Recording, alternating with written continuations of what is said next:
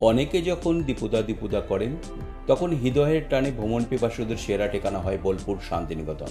রবীন্দ্রনাথ ঠাকুরের স্মৃতিবিজড়িত স্থান, বা শনিবারে সোনাঝুরির হাট, বা 51তম সতীপীঠ, বা 250 বছরের পুরাতন জমিদার বাড়ি, বা রাঙামাটি আর বাউল, বা ছোটবেলার সেই ছোট নদী, বা এক পায়ে দাঁড়িয়ে থাকা সেই তাল গাছটির টানে সকলে ছুটে যায় শান্তিনিকেতনে।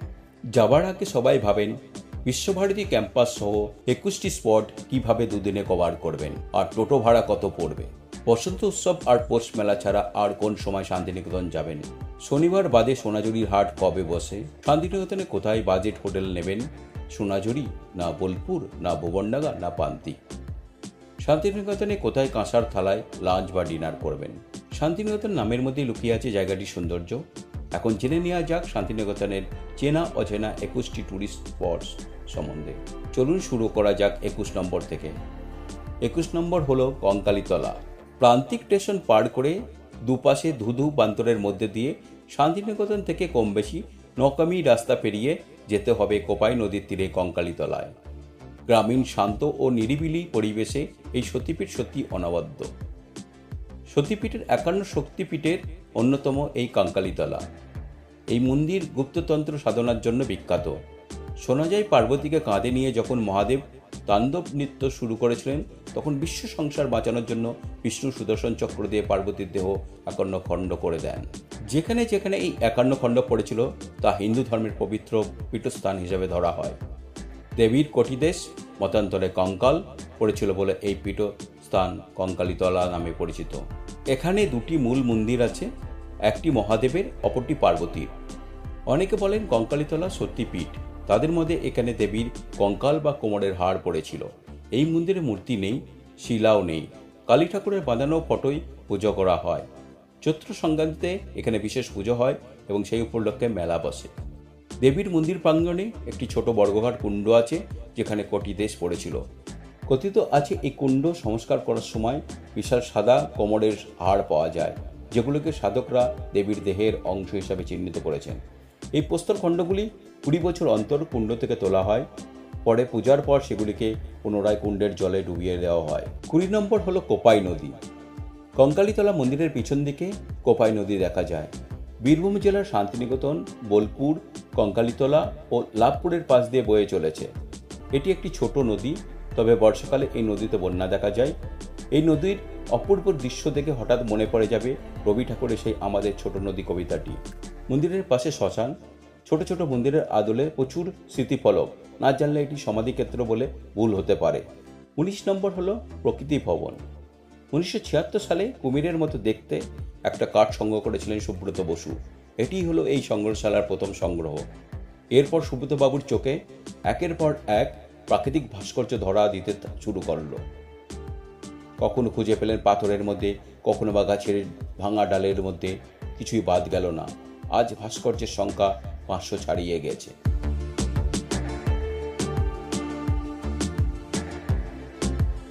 জনপ্রতি 30 টাকা আর ফটোগ্রাফির জন্য 20 টাকা প্রবেশ মূল্য দিতে হয়। প্রতিদিন সকাল 9টা থেকে বিকেল 5টা পর্যন্ত খোলা থাকে।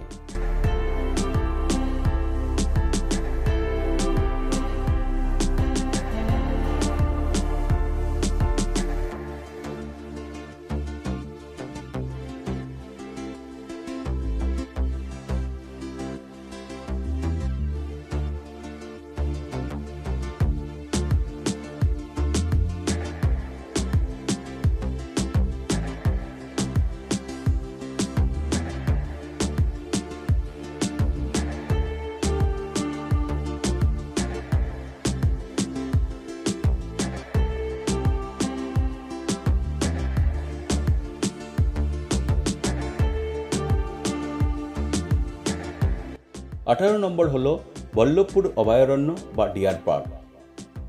জনপ্রতি 50 টাকা আর স্টুডেন্ট বা চাইল্ডের জন্য 5 টাকা টিকিট কেটে ভিতরে প্রবেশ করতে হয়। ভিতরে থাকার সময় 1 ঘন্টা। সকাল 10টা থেকে বিকাল 3:30 পর্যন্ত খোলা থাকে। পার্কের ভিতরে রয়েছে 3টি জলাধার ও ওয়াচ টাওয়ার। রয়েছে শাল, পিয়াল, শিশু, আমলকি সহ নাম না জানা অনেক গাছ আর প্রায় 100টা চিতল হরিণের পাশাপাশি ময়ূর, বেজি, সাপ, শিয়ালের বসবাস।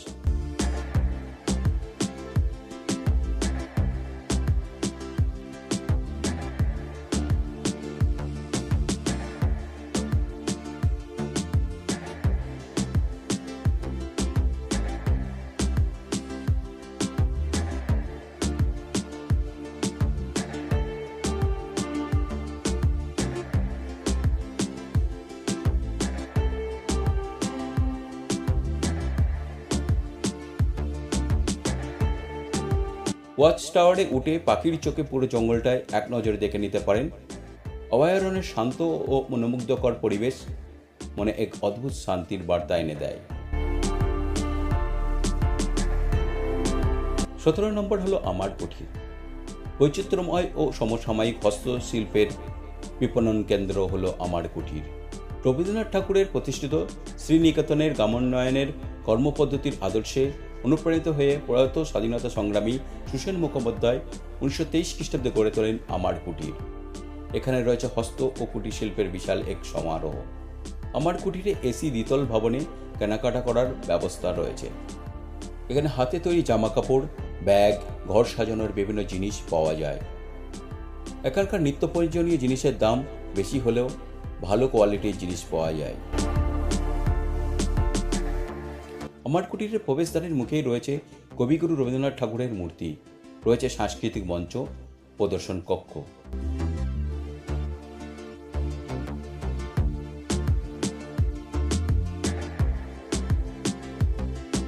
এখানে একটা ছোট মিউজিয়াম আছে, সেখানে আমার কুটিরকে কেন্দ্র করে কিছু ছবি ও শিল্প সামগ্রী প্রদর্শন করা আছে।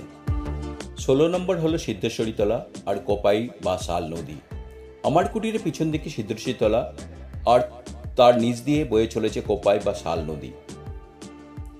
কোপাই নদীর দুধারে আছে সবুজের সমারোহ। অসম্ভব সুন্দর এই নদী।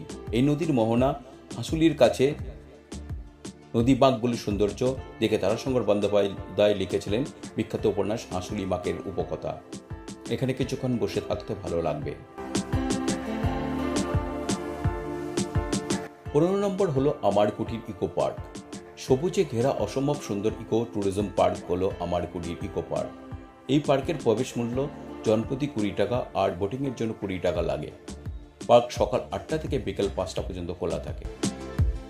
14 নম্বর হলো Amkhoi would fossil park. Bolpur থেকে 17 কিমি দূরে ইলামবাজার জঙ্গলের প্রায় 1 কিমি ভিতরে আমখই ফসিল পার্ক। 2006 সালে ইলামবাজারের আমখই গ্রামে একটা পুকুর খননের সময় পাওয়া কিছু উদ্ভিদ জীবাশ্ম দিয়ে এই পার্ক। গবেষণায় জানা গেছে এই ফসিল প্রায় 1.5 থেকে 2 কোটি বছরের পুরনো। 2018 সালে এই ফসিলগুলো নিয়ে উড ফসিল পার্কের পথ চলা শুরু। সেরকম কিছু চাকচিক্য নেই, কিন্তু ওই পুকুরের সামনে এবং পাশে রাখা কোটি বছরের পুরনো উদ্ভিদ জীবাশ্ম সব আধুনিকতাকে এক নিমেষে ভুলিয়ে দেয়। 13 নম্বর হলো 250 বছরের পুরনো রায়পুর রাজবাড়ি। বোলপুর স্টেশন থেকে রায়পুর রাজবাড়ির দূরত্ব 7.5 কিমি। প্রায় 250 বছরের ঐতিহ্য বহনকারী রায়পুর রাজবাড়ি। বাড়িটির বাইরে থেকে দেখেই ভিতরটা কল্পনা করা যেতে পারে।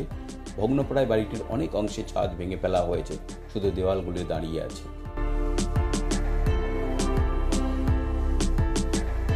12 নম্বর হলো গীতাঞ্জলি মিউজিয়াম। বোলপুর স্টেশনের উল্টো দিকে গীতাঞ্জলি রেল মিউজিয়াম। এর সবচেয়ে বড় আকর্ষণ হলো একটি বিলাসবহুল ঐতিহাসিক সেলুন কার। 1941 সালে কবিগুরু শেষবারের মতো শান্তিনিকেতন ছেড়ে কলকাতায় ফেরেন এই সেলুন কারে। খাঁটি বার্মাটিক সেগুন কাঠের আসবারে ঠাসা রেলের এই ডিজাইনার কামরাটি সযত্নে রক্ষিত আছে এই মিউজিয়ামে। এছাড়া আছে নাইট উপাধি ত্যাগ করেছিলেন সেই চিঠি। 11 নম্বর হলো সৃজনী শিল্পগ্রাম। শান্তিনিকেতন ভ্রমণের এক অনবদ্য অংশ ভারত সরকারের সংস্কৃতি দপ্তর দ্বারা পরিচালিত সৃজনী শিল্পগ্রাম। ভারতের বিভিন্ন প্রদেশের অসাধারণ সব শিল্পকলা ভাস্কর্য রয়েছে এখানে। জনপ্রতি 20 টাকা আর শিশুদের জন্য 10 টাকা প্রবেশ মূল্য। ক্যামেরার জন্য 50 টাকা থেকে 2000 টাকা চার্জ দিতে হয়। সকাল 9:30 থেকে বিকেল 5টা পর্যন্ত খোলা থাকে আর টিকিট দেওয়া হয় বিকেল 4:30 পর্যন্ত। এই গ্রামের মূল আকর্ষণ হলো পুতুল ঘর।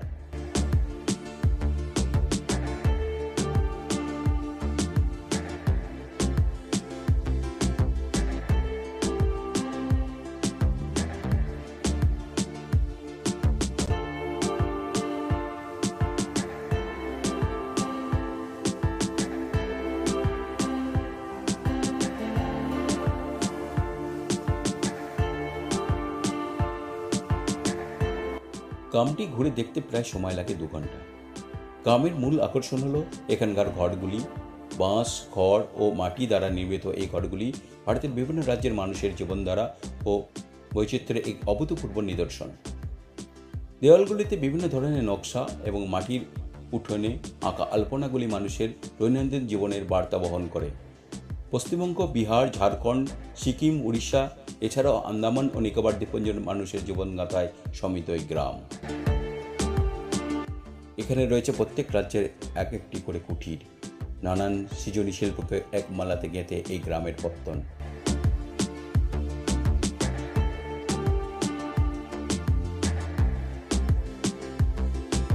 ভারতের সমৃদ্ধি ও বৈচিত্র্যের স্বাদ পেতে একবার ঘুরে আসতে পারেন এই সৃজনী শিল্প গ্রাম। এখানে রং বেরঙের চুড়ি, গালার মালা, কানের দুল আর বাহারি জামা কাপড়ের পসরা সাজিয়ে একটা ছোট হাট বসে।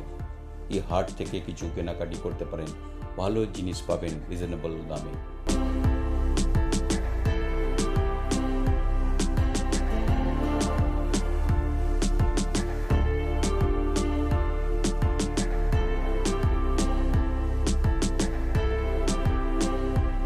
কিছুটা দূরে বাউল তার দোতারা দিয়ে আপন মনে গেয়ে চলেছেন গান। ভারী সুন্দর সেই গান, সত্যি শান্তির স্বর্গ এই সৃজনী শিল্প গ্রাম।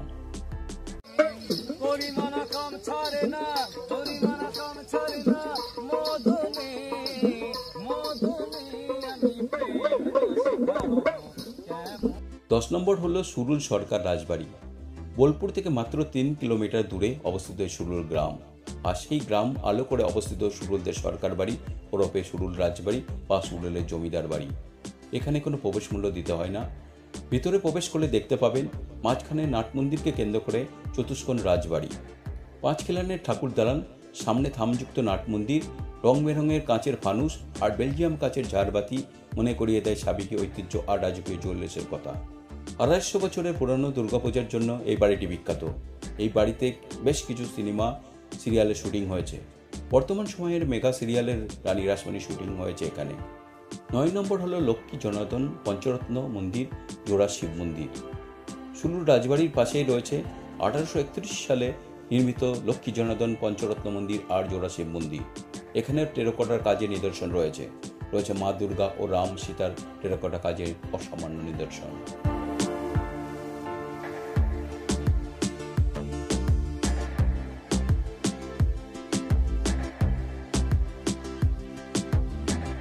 আট নম্বর হলো খোয়াই ও সোনাঝুরির জঙ্গল। শান্তিনিকেতন থেকে অল্প কিছুটা দূরে রয়েছে সোনাঝুরির জঙ্গল। শান্ত নিরিবিলি পরিবেশে এই খোয়াই ও সোনাঝুরির জঙ্গল। কিছুটা সময় কাটানোর জন্য বেশ উত্তম এই লালমাটির খোয়াই ও সোনাঝুরির জঙ্গল। এখানে খোয়াইয়ের ধারে কিছুক্ষণ কাটিয়ে এর পাশেই সাঁওতাল গ্রাম পলাশবনির উদ্দেশ্যে রওনা দিতে পারেন। গ্রামটি ইষ্টকুটুম ধারাবাহিক খ্যাত পাহাড় গ্রাম নামে পরিচিত। 7 নম্বর হলো সোনাঝুরির হাট। শান্তিনিকেতনে ঘুরতে যাবেন আর সোনাঝুরির হাটে না গেলে হয়? আগে প্রতি শনিবারে সোনাঝুরির হাট বসত, কিন্তু এখন বুধ বৃহস্পতিবার বাদে বাকি সব দিন হাট বসে। শান্তিনিকেতনের মূল আকর্ষণ বিশ্বভারতী বিশ্ববিদ্যালয় আর প্রত্যেক শনিবারে সোনাঝুরির হাট।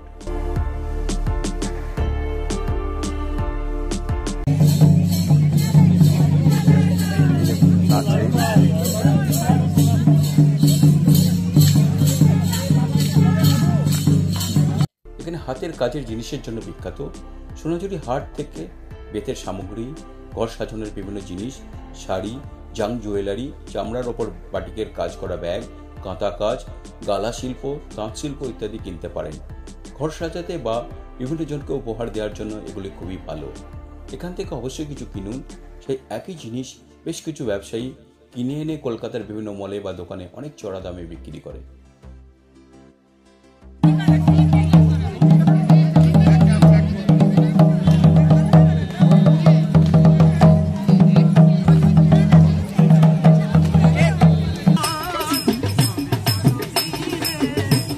এই হাটে কেনাকাটি ছাড়াও ওপরই পাওনা হলো বাউলদের সমাবেশ। শান্তিনিকেতন মানেই তো বাউলদের জায়গা। তাদের কণ্ঠে বাউল সঙ্গীত আর সাঁওতাল রমণীদের লাল মাটির দেশের গানের তালে তালে নাচ দেখতে দেখতে কখন যে সন্ধে নেমে যাবে বুঝতেও পারবেন না। 7 নম্বর হলো কোপাই নদী। কবিগুরু রবীন্দ্রনাথ ঠাকুরের সেই বিখ্যাত কবিতা কোপাই নদীকে নিয়ে লেখা আজও মনে পড়ে। আমাদের ছোট নদী চলে আঁকে বাঁকে, বৈশাখ মাসে তার হাঁটু জল থাকে। লাল মাটির দেশের কোপাই নদীর জলের রং অনেকটা মাটির মতো। সোনাঝুরি ও খোয়াইয়ের জঙ্গলের পাশ দিয়ে বয়ে চলেছে এই কোপাই নদী। নদীর পাড়ে কিছুটা সময় কাটাতে বেশ ভালো লাগবে। এখানে একটা ছোট হাট বসে, যেখানে থেকে কম দামে জিনিস কিনতে পারেন।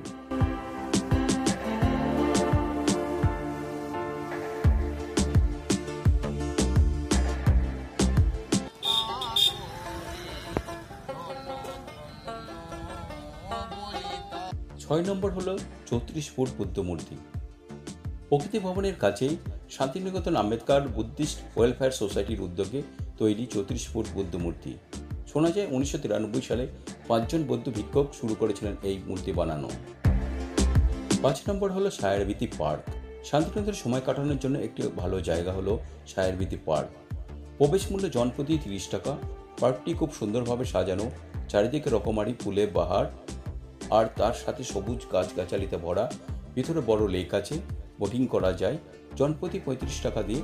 আবার উপরই পাওনা প্রচুর পরিযায়ী পাখি এখানে দেখতে পাওয়া যায়। 4 নম্বর হলো বাংলাদেশ ভবন। এটি একটি মিউজিয়াম। এখানে বাংলাদেশের ঐতিহাসিক নিদর্শন, শিল্পকলা, স্থাপত্য ও সংস্কৃতি এবং রবীন্দ্রনাথ ঠাকুরের স্মৃতিবিজড়িত বিভিন্ন জিনিস সংরক্ষণ করা আছে। অত্যাধুনিক দোতলা এই ভবনটিতে আছে একটি অডিটোরিয়াম, জাদুঘর এবং গ্রন্থাগার। মিউজিয়ামটি প্রায় 4000 বর্গফুট আর বাংলাদেশ থেকে নিয়ে আসা 3500টি বই আছে। ভেতরে ছবি তোলা নিষেধ। মিউজিয়ামে ঢোকার জন্য পরিচয়পত্র দেখাতে হয়, কোনো প্রবেশ মূল্য নেই। 3 নম্বর হলো জাপানি ভবন। জাপানি সংস্কৃতির চর্চা কেন্দ্র হলো এই জাপানি ভবন বা নিপ্পন ভবন। কবিগুরু রবীন্দ্রনাথ ঠাকুরের জাপানি সংস্কৃতির ওপর প্রবল ভালোবাসার কারণে হয়ে উঠেছিল ভারত ও জাপানের সংস্কৃতি চর্চার সেতু এই জাপানি ভবন। রয়েছে গৌতম বুদ্ধের এক অসাধারণ ভাস্কর্য। 2 নম্বর হলো পতিচি। অমর্ত্য সেনের বাড়ি পতিচি, যা দেখে নেওয়া যেতে পারে। 1 নম্বর হলো বিশ্বভারতী ক্যাম্পাস। শান্তিনিকেতনের প্রধান আকর্ষণ বিশ্বভারতী ক্যাম্পাস। এখানে একে একে দেখে নিন, পারলে একজন গাইড নিয়ে নিন। 200 টাকা লাগে, তবে পৌষমেলা আর বসন্ত উৎসবের সময় একটু বেশি লাগে। অনেক অজানা তথ্য জানতে পারবেন এদের কাছ থেকে। অবশ্য গাইড না নিয়ে নিজেরাও ঘুরতে পারেন। বিশ্বভারতী ক্যাম্পাসের গেট দিয়ে ঢুকেই প্রধান দর্শনীয় স্থান হলো শান্তিনিকেতন ভবন বা শান্তিনিকেতন গৃহ, যা 1864 সালে মহর্ষি দেবেন্দ্রনাথ ঠাকুর তৈরি করেছিলেন। এটি সবচেয়ে পুরাতন বাড়ি। প্রথমে বাড়িটি একতলা ছিল, পরে দোতলা বাড়ি হয়। এই বাড়িতে তিনি ধ্যানে বসতেন। ব্রহ্মচর্য বিদ্যালয় স্থাপনের সময় রবীন্দ্রনাথ কিছুকাল সপরিবারে এ বাড়িতে বাস করেছিলেন। এ বাড়ির সামনে বিখ্যাত শিল্পী রামকিঙ্কর বেইজের নির্মিত একটি ভাস্কর্য রয়েছে। 3 পাহাড় নাম শুনেই মনে হবে বিশালাকার এক পাহাড়। আসলে এখানে রয়েছে পাথরের খাঁজে বাঁধানো বিশালাকার এক বটবৃক্ষ। ছোটবেলায় কবিগুরু রবীন্দ্রনাথ ঠাকুর পাথর কুড়িয়ে এই বটবৃক্ষের নিচে পাহাড় বানান। স্মৃতিবিজড়িত 3 পাহাড় সত্যি এক অনবদ্য দর্শনীয় স্থান। বইঘর সুবর্ণরেখা, তাজা বইয়ের সমাহার। এক পায়ে দাঁড়িয়ে সব গাছ ছাড়িয়ে। অনন্য সুন্দর তাল ধ্বজটির প্রধান বৈশিষ্ট্য হলো একটি তাল গাছকে কেন্দ্র করে এই বাড়িটি নির্মিত হয়েছে এবং তাল গাছের পাতাগুলি ধ্বজার মতো বাড়িটির ওপরে শোভা পায় বলেই বাড়িটির নাম তাল ধ্বজ। নামটা শুনে একটু অদ্ভুত মনে হলেও একটি তাল গাছকে কেন্দ্র করে এই বাড়ি। অসাধারণ শিল্পকলার নিদর্শন এই তাল ধ্বজ। বর্তমানে এই বাড়িটি টিন দিয়ে তৈরি করা হয়েছে। উপাসনা মন্দির প্রতিষ্ঠা করেন মহর্ষি দেবেন্দ্রনাথ ঠাকুরের জ্যেষ্ঠ পুত্র দ্বিজেন্দ্রনাথ ঠাকুর। বেলজিয়াম কাঁচের রঙিন কারুকার্যময় নান্দনিক নকশায় নির্মিত উপাসনা মন্দির বা কাঁচের মন্দির বা কাজঘর। ব্রহ্ম সমাজের প্রতিষ্ঠাতা দিবসে প্রতি বুধবার সকালে উপাসনা করা হয় এই মন্দিরে। দেবেন্দ্রনাথ ঠাকুর এখানে এক ছাতিম তলায় কিছুক্ষণের জন্য বিশ্রাম করেন। যদিও পুরাতন সেই ছাতিম গাছটি মারা গেছে, তার জায়গায় 2টি ছাতিম গাছ রোপণ এবং বেদি করা হয়েছে। কিন্তু আজও সেই ছাতিম তলা শান্তিনিকেতনের অনবদ্য দর্শনীয় স্থান। এখানে জনসাধারণের প্রবেশ নিষেধ। দক্ষিণ দিকের গেটে তিনি আমার প্রাণের আরাম, মনের আনন্দ, আত্মার শান্তি কথাটি লেখা আছে। চৈতি একটি কুঁড়িয়ে ঘর। বিশ্বভারতী বিশ্ববিদ্যালয়ের 4 রাস্তার সংযোগস্থলে একটি বেল গাছের নিচে চৈতি গৃহ অবস্থিত। এর ছাদটি মাটি ও আলকাতার সংমিশ্রণে একটি স্থাপত্য নির্মাণ করেছিলেন সুধীন্দ্রনাথ কর ও নন্দলাল বসু। চৈতিতে মূলত ছাত্রছাত্রীদের নতুন সৃষ্টি শিল্প সামগ্রী পালা করে এখানে প্রতিষ্ঠিত হয়। কলা ভবনের পাশে দোতলা বাড়িটি সঙ্গীত ভবন। সঙ্গীত চর্চার জন্য বিখ্যাত এই সঙ্গীত ভবন। রবীন্দ্র ভবনের পাশে বিরাট হলঘরটি হলো নাট্যঘর। নাট্যচর্চা ও নানান অনুষ্ঠান হয় এখানে। বিশ্ববিদ্যালয়ের মূল অফিসের সামনে রয়েছে কেন্দ্রীয় গ্রন্থাগার। রবীন্দ্রনাথ ঠাকুর নোবেল পুরস্কার পাওয়ার পরে তাকে এই আম্রকুঞ্জনে সংবর্ধনা দেওয়া হয়েছিল। মহারাজা মহাতাব চাঁদ তার মালি রামদাসকে পাঠিয়ে এই বাগানের পত্তন করেন। বর্তমানে এখানে পাঠভবনের ক্লাস, প্রতি বছর বিশ্ববিদ্যালয়ের সমাবর্তন অনুষ্ঠান, বসন্ত উৎসব এখানে পালিত হয়। বিশ্বভারতী বিশ্ববিদ্যালয়ের অন্যতম আকর্ষণের কেন্দ্রবিন্দু হল কলা ভবন। রবীন্দ্রনাথ ঠাকুরের কলা শিক্ষা বিষয়ক দেশীয় শিল্পকে গুরুত্ব দিতে গড়ে তোলেন। এরপর নন্দলাল বসু ও রামকিঙ্কর বেজের কলকুশলীদের সহায়তা পেয়ে একটি মূল্যবান অঙ্গ হিসেবে গড়ে উঠেছিল শান্তিনিকেতনে। রবীন্দ্রনাথ বলেছিলেন, এটি আশ্রমের বিশেষ সম্পদ। সকাল 5টা থেকে দুপুর 2টো পর্যন্ত জনসাধারণের প্রবেশ নিষেধ। কলাভবনের প্রবেশদ্বারে রয়েছে এক অসাধারণ ভাস্কর্য। বিশ্বভারতী বিশ্ববিদ্যালয় ক্যাম্পাসের মধ্যে রয়েছে কালোবাড়ি, যা বর্তমানে কলাভবনের ছাত্রাবাস হিসাবে ব্যবহার হয়। টিনের শেড দিয়ে ছাত্রাবাসের দেওয়ালে কাদা, মাটি ও আলকাতার সংমিশ্রণে তৈরি হয়েছে অজস্র চিত্রকলা। সত্যি অদ্ভুত সুন্দর এই কালোবাড়ি। বিশ্বভারতী বিশ্ববিদ্যালয়ের অন্যতম নিদর্শন এই সিংহ সদন। দ্বিতলা এই বাড়ির এক পাশে আছে ঝুলন্ত ঘণ্টা, আর অপর প্রান্তে রয়েছে ঘড়ি। অদ্ভুত ব্যাপার হলো, ঘণ্টার ধ্বনি শুনে বিশ্ববিদ্যালয়ের অনুষ্ঠান সম্পর্কে ছাত্রছাত্রীরা জানতে পারে। পাশেই রয়েছে পূর্ব এবং পশ্চিম তোরণ। সিংহ সদনের সামনে শান্তিনিকেতনের বিশিষ্ট ছাত্র খেলোয়াড় গৌর গোপাল ঘোষের নাম অনুসারে বিশালাকার মাটি গৌর প্রাঙ্গণ, আর উত্তর পূর্ব কোণে প্রবেশদ্বারে একটি বেদি রয়েছে যার নাম ঘণ্টাতলা। এখানে বিশ্বভারতীর ক্লাস নেওয়া হয়। এখানে বটবৃক্ষের নিচে বৌদ্ধস্তূপের মতো তৈরি করে হয়েছে এই ঘণ্টাতলা। বিশ্বভারতীর মূল আকর্ষণ হলো উত্তরায়ণ মিউজিয়াম। জনপ্রতি 50 টাকা, ছাত্রদের জন্য 10 টাকা আর বিদেশিদের জন্য 300 টাকা টিকিট কেটে ঢুকে পড়ুন এখানে। সকাল 9:30 থেকে বিকেল 5টা পর্যন্ত খোলা থাকে। অনেকগুলি বাড়ি রয়েছে এই প্রাঙ্গণে: বিচিত্রা, উদয়ন, শ্যামলী, কোণার্ক, পুনশ্চ, উদীচী। রবীন্দ্র ভবন বা বিচিত্রায় দেখুন রবীন্দ্রনাথের স্মৃতি বিজড়িত ব্যবহৃত নানান সামগ্রী, উপহার, স্মারক, সম্মান, নোবেলের রেপ্লিকা ইত্যাদি। আর রয়েছে কবিগুরুর ব্যবহৃত গাড়ি ও কয়েকটি ঘড়ি। ঘরের এক কোণে রয়েছে রবীন্দ্রনাথের পাওয়া নোবেল পুরস্কারের রেপ্লিকাটি রাখা আছে। নিচের তলায় একটা ফটো গ্যালারি আছে। রবীন্দ্র ভবন প্রদর্শনশালা সহ বাকি সব ভবনগুলির ভিতরে ছবি তোলা কঠোরভাবে নিষিদ্ধ। ভবনগুলির প্রবেশদ্বারে জুতো খুলে প্রবেশ করতে হয়। পুরো উত্তরায়ণ চত্বরে জুড়ে রয়েছে অসংখ্য ভাস্কর্য ও বট, শিরীষ, মালতী সহ নানান গাছের সারি। কবিগুরু রবীন্দ্রনাথ ঠাকুরের খুব প্রিয় জায়গা এই শালবীথি। লাল মাটির রাস্তার দুপাশে দাঁড়িয়ে থাকা অসংখ্য শাল গাছের ছায়াময় এই রাস্তায় মনে এক অদ্ভুত শান্তি এনে দেয়। রবীন্দ্রনাথ ঠাকুর মৃণালিনী দেবীর সাথে এই দেউলিতে বসবাস করতেন। মৃণালিনী দেবীর স্মরণে এখানে শিশুদের বিদ্যালয় মৃণালিনী আনন্দ পাঠশালার সূচনা হয়। এটি আম্রকুঞ্জনের ঠিক দক্ষিণ কোণে অবস্থিত। দেউলির পাশে যে খড়ের বাড়িটি আছে তাকেই নতুন বাড়ি বলা হয়। নতুন বাড়ির পশ্চিম দিকে একটি খড়ের চালের বাড়ি আছে। সেটি শান্তিনিকেতন আশ্রমের মহিলাদের সমিতি ঘর, তার নাম আলাপনী মহিলা সমিতি। পাঠ ভবনে প্রাথমিক এবং উচ্চ মাধ্যমিক শিক্ষা দেওয়া হয়। 1901 সালে রবীন্দ্রনাথ ঠাকুর এটি প্রতিষ্ঠা করেন। ভবনটিতে নন্দলাল বসুর তৈরি অসাধারণ শিল্পকলা দেখতে পাওয়া যায়। বিশ্ববিদ্যালয়ের ক্যান্টিনের পাশে দোতলা বাড়ি হিন্দি ভবন। এখানে হিন্দি সাহিত্যের ওপর চর্চার জন্য একটি গ্রন্থাগার আছে। হিন্দি ভবনের পাশে রয়েছে চীনা ভবন। চীনা ভবনের গ্রন্থাগারটি চীনা সাহিত্য ও বৈদ্যশাস্ত্রের নানান দুষ্প্রাপ্য পুঁথি আছে। চীনা ভাষায় উচ্চতম পর্যায়ে পড়াশোনা ও গবেষণা করার ব্যবস্থা এখানে রয়েছে। অধ্যাপক তানসেনের প্রচেষ্টায় এটি প্রতিষ্ঠিত হয়। এছাড়া দেখে নিতে পারেন সন্তাসালয়, সমীন্দ্র শিশু পাঠাগার, দিনান্তিকা ও মুকুটঘর। এবার আসি এই 21টি স্পট কিভাবে দেখবেন। সমগ্র শান্তিনিকেতন ট্যুর করার জন্য বেস্ট অপশান হলো টোটো। তাই এখানে এসে একটু দরদাম করে টোটো বুক করে নিন, কারণ অনেকগুলি স্পট আছে যেখানে অনেকটা দূরে গাড়ি পার্কিং করে হেঁটে হেঁটে যেতে হয়। আবার শান্তিনিকেতন সব হোটেলে চেক ইন টাইম হলো সকাল 11টা থেকে 1টা। তাই যারা সকালের ট্রেনে আসবেন তারা স্টেশন থেকে সরাসরি হোটেলের রিসেপশনে লাগেজ রেখে সমগ্র বিশ্বভারতী ক্যাম্পাস দেখে নিন, আর সেই মতো টোটো বুক করে নিন।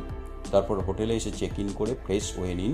তারপর লাঞ্চ করতে রামসাম, শকুন্তলা, আমার কুঠির হেসেলঘর, বনলক্ষ্মী, বনভীতির হেসেল, ঠাকুরবাড়ির রান্নাঘর, পঞ্চব্যঞ্জন রেস্টুরেন্ট বা আপনার হোটেলে লাঞ্চ করে নিন। তারপর একে একে দেখে নিন সৃজনী শিল্পগ্রাম, সুরুজ জমিদার বাড়ি, লক্ষ্মী জনার্দন পঞ্চরত্ন মন্দির, কোপাই নদীর তীর বা হাঁসুলি বাঁক, 34 ফুট বুদ্ধমূর্তি, পলাশমণির মাঠ আর সোনাঝুরির হাট। টোটো ভাড়া পড়বে 300 থেকে 500 টাকা। পরের দিন সকাল 6টায় চলে যান কঙ্কালীতলায়, পুজো দিয়ে কোয়াই নদী দেখে চলে আসেন আর একে একে দেখে নিন আমার কুঠির ইকো পার্ক, আমার কুঠির, কোয়াই নদীর তীর, প্রকৃতি ভবন, ডিয়ার পার্ক দেখে 11টায় চেক আউট করুন। তারপর সময় থাকলে ফসিল পার্ক আর রায়পুর রাজবাড়ি দেখে নিন। সবশেষে বোলপুর স্টেশনের কাছে গীতাঞ্জলি রেল মিউজিয়াম দেখে বোলপুর স্টেশন থেকে ট্রেন ধরুন। আবার সোনাঝুরি হাটের 2 কিলোমিটার দূরে প্রান্তিক স্টেশন থেকে সেখান থেকেও ট্রেন ধরতে পারেন। টোটো ভাড়া পড়বে 400 থেকে 600 টাকা।